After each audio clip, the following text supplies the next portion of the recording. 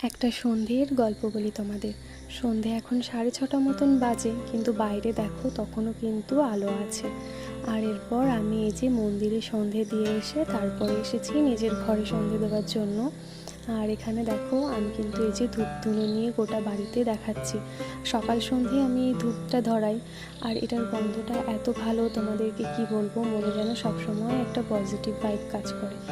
আর এরপর দেখো এই যে সন্ধ্যাবেলা মানেই তো চা, একটু আদা দিয়ে আজকে চা করে নিচ্ছি। এই সন্ধ্যাবেলা চায়ের আড্ডাটা আমাদের দুজনের বেশ জমে। আসলে সারাদিন দুজনের সঙ্গে খুব একটা সময় পাই না।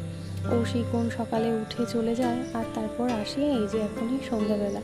আমিও সারাদিন একাই থাকি বেশিরভাগ সময়, সেরকম গল্প আড্ডা দিতে পারি না, দুজনের মনের কথা বলতে পারি না। তবে এই সন্ধ্যাবেলাটা আমাদের দুজনের একান্ত সময়। আমরা অনেকটা সময় বসে বসে চা খাই, নিজেদের মতন সময় কাটাই, গল্প করি। এসব করে করেই সন্ধ্যাটা আমাদের কেটে যায়।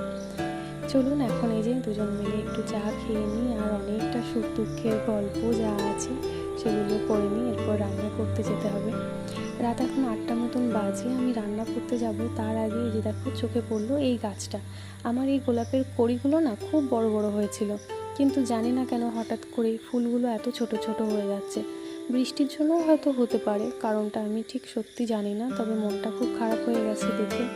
আর এই যে দেখো তারপরে এই গাছগুলোকেও একটু দেখছিলাম। আজকে সারাদিন সেইভাবে বৃষ্টির জন্য গাছগুলোকে দেখা হয়নি, তাই জন্য এখন একটু গাছগুলো দেখে নিই। চলুন এখন রান্না বান্না করে নিই রাতের। আর রাতেরবেলা আমি রুটির সঙ্গে কি করব, রোজ আমি খুব ভেবে ভেবে কুল পাই না। তো এই যে কোনো রকমে একটু ভাবছি এগুলোই বানাবো। যাই হোক, কেমন লাগলো তোমাদের ভিডিওটা জানিও।